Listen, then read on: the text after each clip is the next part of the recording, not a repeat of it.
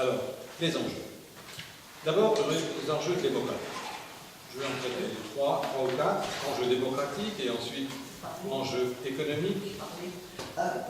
Juste une question à propos de la ratification. Donc, si j'ai bien compris, une fois que c'est ratifié, on ne peut plus revenir dessus. Par Il faut que ce soit l'unanimité. Par principe, je ne dis jamais que c'est irréversible, définitif, qu'on ne peut plus, mais légalement, juridiquement, c'est ça. C'est ça. Donc, l'accord, il faut que ce traité soit ratifié à l'unanimité, et pour le défaire, il faut que ce soit ratifié à l'unanimité aussi. Non, le mandat était unanime. Ah d'accord, oui. Ensuite,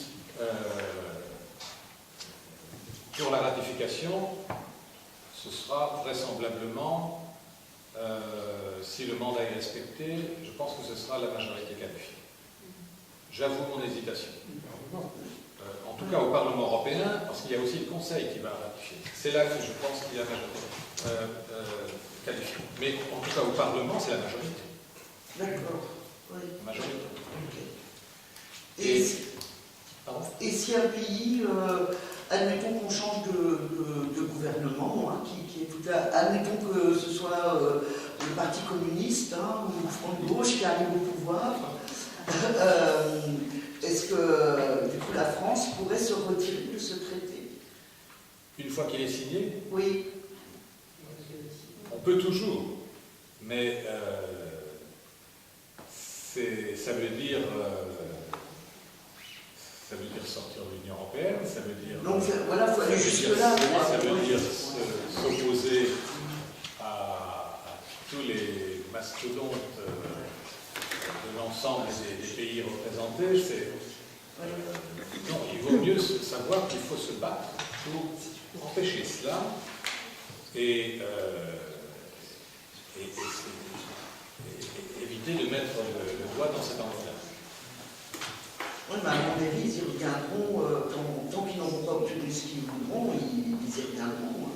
Oui, mais je disais, puis on va y revenir, il y a énormément de contradictions. Je vais en citer une particulièrement forte dans un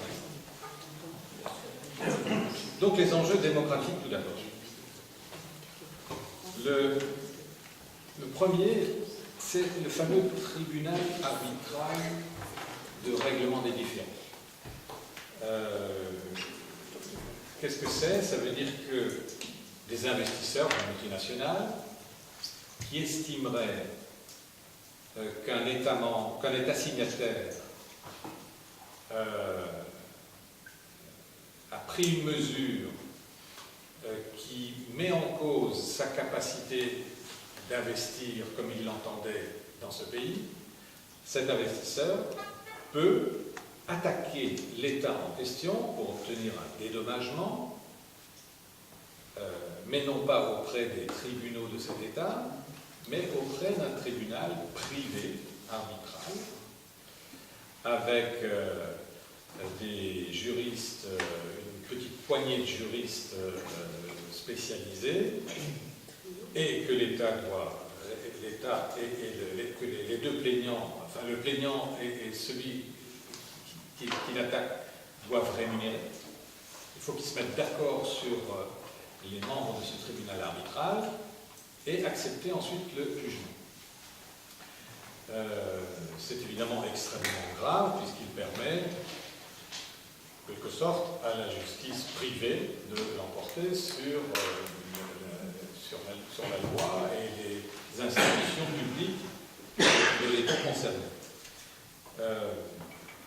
Il faut savoir que les 55% des affaires jugées jusqu'à présent par ce genre de tribunal arbitral relevaient d'une quinzaine de juristes spécialisés. Donc vous voyez, c'est une petite colonie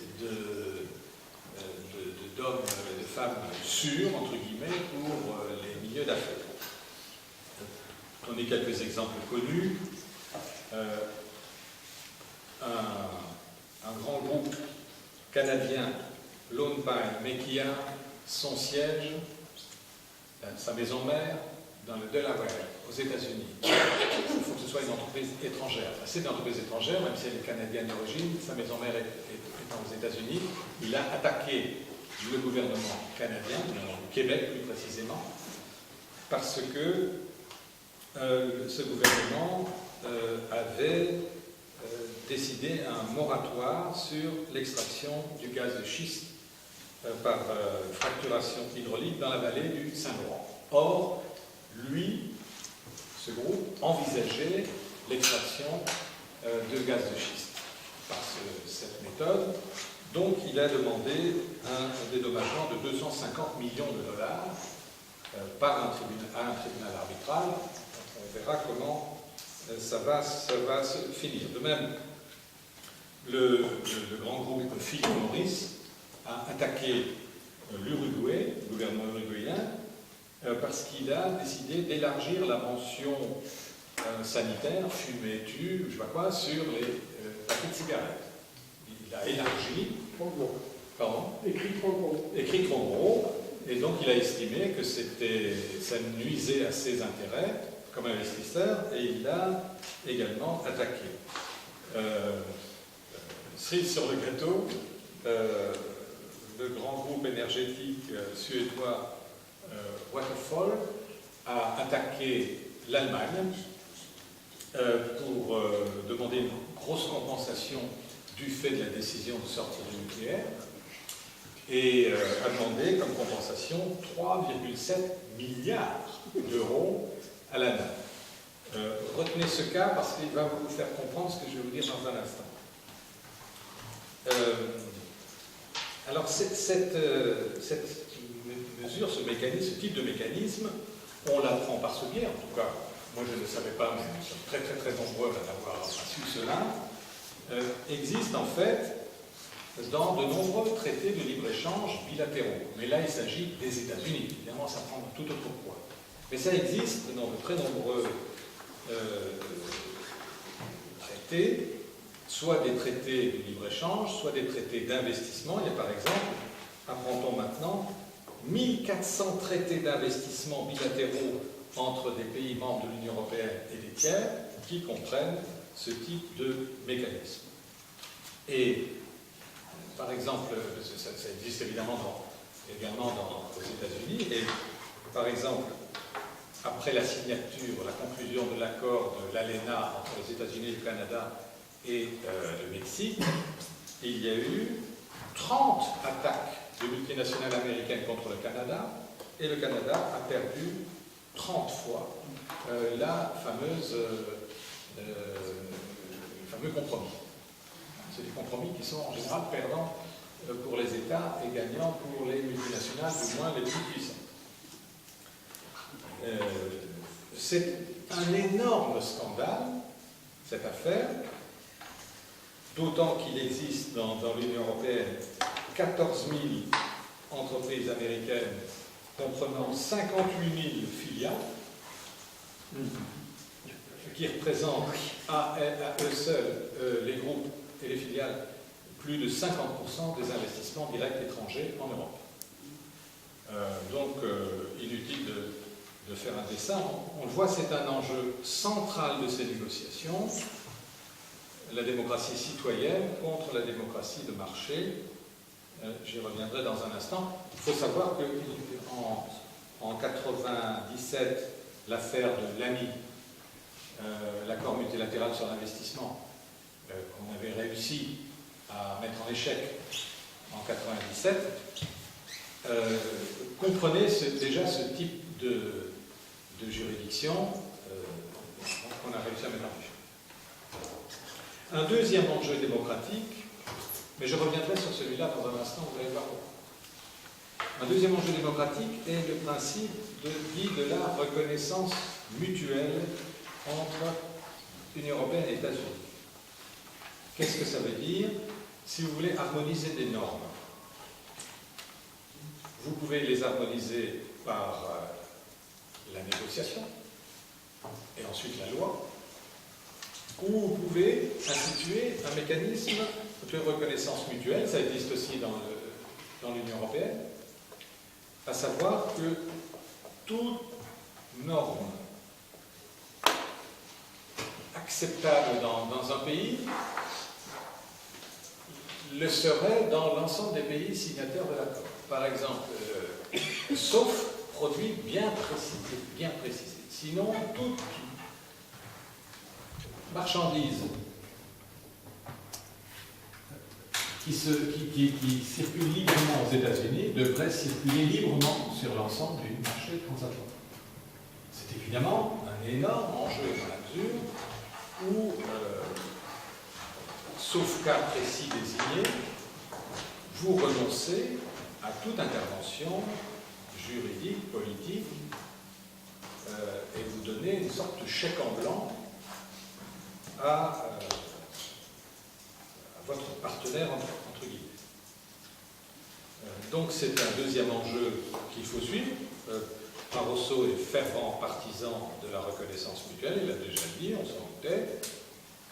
Pour le moment, évidemment, rien n'est joué. Mais pour mettre tout sur la table. Un troisième enjeu démocratique dont il est question, c'est l'instauration d'un système de coordination législative qui consisterait en une consultation systématique entre l'Europe et les États-Unis, ou entre les États-Unis et l'Union européenne, avant de légiférer. C'est-à-dire avant de prendre une décision qui pourrait avoir une implication sur les relations avec le partenaire, on se concerte. Ça ne veut pas dire que le partenaire a un droit de veto, mais on se concerte, ce qui est la porte ouverte à d'énormes pressions, évidemment, sur le législateur, au nom de la contrainte transatlantique. Ça, c'est les enjeux démocratiques. Ensuite, les enjeux économiques. D'abord, la suppression des droits de douane. Certes, sur la plupart des produits, les droits de douane entre les États-Unis et l'Union européenne sont d'ores et déjà extrêmement bas, en moyenne entre 3 et 4%. Mais il y a ce qu'on appelle des pics tarifaires dans certains domaines, les textiles, certains produits agricoles, où il y a encore des droits de douane importants. La Commission européenne elle-même, dans une étude d'impact, dit ceci, la Commission. Certains secteurs subiront un choc initial, d'autres un choc durable, du fait du démantèlement des droits. Alors, la Commission, dans son étude d'impact, cite, parmi ces secteurs qui subiront un choc, la viande, les engrais, le bioéthanol, les machines électriques, les équipements de transport, la métallurgie, le bois, le papier, les services d'affaires, la communication. Ça, c'est l'analyse de l'étude d'impact de la Commission européenne. Et puis, il faut se poser la question sur des secteurs que la Commission ne cite pas. Les aides, le principe des aides de la PAC, politique agricole commune, le principe des aides, est systématiquement attaqué par les États-Unis, en dehors maintenant de cet accord, comme des distorsions de concurrence. Airbus et Boeing, c'est deux coqs dans la même basse-cour qui mènent en permanence la chasse aux distorsions de concurrence. Le numérique européen aurait à faire face aux géants américains du secteur, Google, Apple, Amazon. La monnaie, vous avez d'un côté le dollar, de l'autre côté l'euro. Ces deux monnaies qui seraient dans un même espace commercial sont gérées de manière très différente. On sait que les Américains gèrent politiquement le dollar, ils font baisser le cas échéant pour gagner des parts de marché à l'exportation, autorisent la Banque centrale à financer l'État, etc. Rien de tel pour l'Union européenne. Même si actuellement, et pour la première fois de son histoire, hier, le président de la Banque centrale européenne vient d'annoncer qu'il allait agir pour faire baisser le taux de change de l'euro. Pourquoi il fait ça exceptionnellement? Parce qu'ils ont une peur bleue maintenant, enfin, de la déflation en Europe. C'est tout à fait exceptionnel, mais la règle, c'est le contraire. Pardon, ils ont aussi les résultats des prochaines élections. Oui, mais en revanche, je peux vraiment dire que la Banque Centrale Européenne sont foufous. Ils sont tellement coupés des réalités politiques nationales qu'ils traitent ça par le mépris. Je ne dis pas le Conseil, je ne dis pas le Parlement, mais la Banque Centrale Européenne, son monde, c'est des investisseurs. Bon, cela dit, si demain il y avait réellement une déflation en Europe, on sait par expérience qu'une fois qu'on est dans la déflation, pour en sortir, ça peut durer 10 ans. Le Japon est passé par là. Et donc, jusqu'à présent, ils disaient non, vous exagérez, il n'y a pas de danger, il n'y a pas de déflation, il y a une faible inflation, tout ça. Là, ils doivent prendre, je pense, la menace au sérieux. Toujours les enjeux économiques, il y a, je l'ai évoqué tout à l'heure, les marchés publics. L'Union européenne est déjà grande ouverte et elle veut donc, au nom de la réciprocité, que les États-Unis ouvrent leur marché public. En quoi nous pensons que c'est une mauvaise position? C'est que les marchés publics, je crois que je l'avais dit dans un précédent cours, les marchés publics, ça représente quelque chose comme 1500 milliards d'euros dans l'Union européenne. C'est énorme. Ça pourrait servir de levier à la puissance publique pour agir sur les critères de gestion des entreprises, en disant si vous voulez profiter de ces marchés, vous devez satisfaire un cahier des charges social, écologique, réglementaire. À partir du moment où vous ouvrez à la concurrence, c'est fini, vous vous privez d'un outil, d'un levier considérable à utiliser. Ensuite, les enjeux de société, ceux qui nous touchent de plus près, certains appellent les préférences collectives, c'est-à-dire c'est l'harmonisation des normes, les convergences réglementaires, les normes qui correspondent la plupart du temps à des choix de société.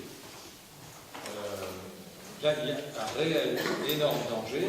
Même l'ancienne ministre française du Commerce extérieur, Mme Brick, avait parlé devant le Sénat de risque d'affaissement des normes. Risque d'affaissement des normes, c'est-à-dire si on veut harmoniser une norme sociale meilleure et une norme sociale moins bonne, si on veut harmoniser, il ne faut pas compter sur les Américains pour accepter de relever la leur, ça veut dire qu'on abaisse la nôtre. Pareil pour l'environnement, etc. Je vais y revenir. La réponse à la question qu'on avait posée à Mme Burrick, et que proposez-vous face à ça, elle avait dit il faut faire évoluer les normes américaines. Bonne chance. On n'a pas compris. Il faut faire évoluer les normes américaines, puisqu'elle pronostique elle-même un risque d'affaissement des normes. Terme fort, et je crois qu'elle a raison sur ce point. Alors prenons quelques-uns de ces enjeux de société. Le modèle social. Le modèle social européen, il est extrêmement affaibli dans les pays entre guillemets sous assistance financière, il est même enterré. Le but, évidemment, au nom de la compétitivité des dirigeants européens est d'affaiblir de plus en plus ce qu'il reste de ce modèle social. M. Draghi, président de la Banque Centrale Européenne, avait même dit en 2012, pour rassurer les investisseurs, dans le Wall Street Journal, il avait dit, vous savez, le modèle social européen est mort. Il avait lui-même enterré le modèle social. Donc on ne compte pas sur eux pour le défendre. Mais dans un certain nombre de domaines, il reste ce modèle social européen nettement plus élevé que ce qui a cours aux États-Unis. Ce n'est pas grâce aux dirigeants européens, c'est grâce à toutes les luttes qui ont été menées. C'est un acquis extrêmement affaibli, mais ça reste encore un acquis. Si déjà eux-mêmes se fixent comme but d'en finir avec ce boulet pour la compétitivité, qu'est-ce qui va sortir d'une négociation de compromis avec les États-Unis? Sur l'environnement, il y a eu dans un passé récent certains succès qui ont été imposés aux institutions européennes. Le programme REACH, par exemple, qui exige, en ce qui concerne les produits chimiques, qui exige des industriels qu'ils apportent eux-mêmes la preuve que les produits qu'ils utilisent ne sont pas dangereux, ou du moins qu'il n'y a pas des produits moins dangereux sur le marché, ça les rend fous, les industriels. Mais ça a été voté. L'inversion de la charge à preuve, c'est un très grand acquis. Le commissaire européen chargé de l'industrie, qui lui était social-démocrate allemand, M. Verheugen, avait d'ailleurs dit il ne faudra plus jamais faire une directive comme celle-là, un règlement comme celui-là, qui nuit à la compétitivité. Mais en fait, il y avait eu une formidable mobilisation, c'était passé. Qu'est-ce qui se passerait avec cet acquis si on devait harmoniser la législation en la matière entre les États-Unis et l'Europe? Le climat. En 2009, il y a eu un accord au niveau européen qui était peut-être pas celui qu'on aurait souhaité, mais qui était le seul accord de ce type dans le monde entier en matière d'engagement de réduction des émissions de gaz à effet de serre d'ici 2020, etc. Il y a quelques semaines, le Conseil européen devait se mettre d'accord sur les normes pour la période suivante, puisque l'an prochain, il y a une conférence internationale sur le climat à Paris. Ils n'ont pas réussi à se mettre d'accord, donc il y a déjà affaissement chez nous. Mais aux États-Unis, ils n'ont même pas signé Kyoto. C'est les plus grands pollueurs par habitant, les plus grands émetteurs, pardon, de CO2 par habitant. Donc, que signifie une harmonisation dans ce domaine? La sécurité sanitaire, les OGM, la viande traitée aux hormones, la désinfection au chlore, la ractopamine dans l'élevage porcin américain. C'est un médicament qui, donné au porc, rend la viande plus protéinée et plus maigre. Sauf que ce médicament est interdit dans 160 pays au monde, dont les 28 pays européens. Les États-Unis l'emploient. Comment faire? La viande issue des animaux clonés, la décontamination chimique des carcasses, etc. En fait, il y a deux conceptions très différentes dans les deux ensembles. En Europe, on a réussi à imposer ce qu'on appelle le principe de précaution, c'est-à-dire qu'on essaye de déceler en amont les risques et on veut se prémunir contre ce risque. Aux États-Unis, l'État ne régule pas a priori. S'il y a un accident, la victime peut, ou les victimes peuvent attaquer la société, les class actions, et à ce moment-là, l'État régule sur la base de la décision de justice. C'est deux conceptions totalement différentes de la gestion des risques sanitaires. Comment on fait pour harmoniser cela? En plus, il y a quelques autres enjeux, à supposer encore une fois que la culture reste en dehors. Mais il y a l'enjeu des libertés individuelles. Le niveau de protection des données n'est pas du tout le même aux États-Unis que dans l'Union européenne. La durée de conservation des données, la non-prolifération, etc. Les enjeux stratégiques, j'en ai déjà touché un mot. Les États-Unis veulent, j'ai dit, constituer deux blocs, avec eux au centre. Le bloc transatlantique, le bloc transpacifique, pour contrer la Chine, au point que Hillary Clinton avait dit que ce traité transatlantique serait une sorte d'OTAN économique. Ça veut dire ce que ça veut dire. Eh bien, ce n'est pas du tout l'intérêt de l'Union européenne de faire la guerre économique à la Chine. L'intérêt de l'Union européenne est de coopérer avec les pays émergents. Sur la base de l'intérêt mutuel, mais de coopérer. Et puis il y a même un enjeu de civilisation, parce qu'on ne chahute pas impunément des choix de société ancrés dans la culture des peuples. L'Europe est déjà dans une crise de sens, une crise d'identité, parce qu'il répond aux attentes des marchés et pas aux attentes des citoyens. Si ce traité était conclu, ce serait un peu la 4e étape de la course au libéralisme. Il y a eu la première étape qui était le marché unique européen. Je ne parle pas de la création de l'Union européenne, mais après la création. Le marché unique européen, fin des années 80, début des années 90. L'élargissement, le grand élargissement à l'Est, la façon dont il a été fait en 2004, qui a été de faire rentrer en bloc un ensemble de pays dont on savait qu'il avait des acquis sociaux plus bas, nettement plus bas, et que ça permettait, grâce à la concurrence, de tirer vers le bas. Et puis la 3e étape a été la terrible gestion de la crise de l'euro, avec la troïka, l'austérité, etc. Ce serait une 4e et énorme étape. Quasiment, on peut dire, ce serait une négation de la raison d'être de l'Union européenne, puisque on casserait toute spécificité, toute ambition spécifique. Et d'ailleurs, c'est pas moi qui le dis, c'est Pierre Defrenne, qui n'est pas n'importe qui a été chef de cabinet, directeur de cabinet de Pascal Lamy, il a été directeur général du commerce à la Commission européenne, il a quitté tout ça, maintenant il est directeur d'une fondation à Bruxelles, mais lui il dit, entre le traité transatlantique et l'Europe, il faut choisir. Et si on fait l'un, on y est.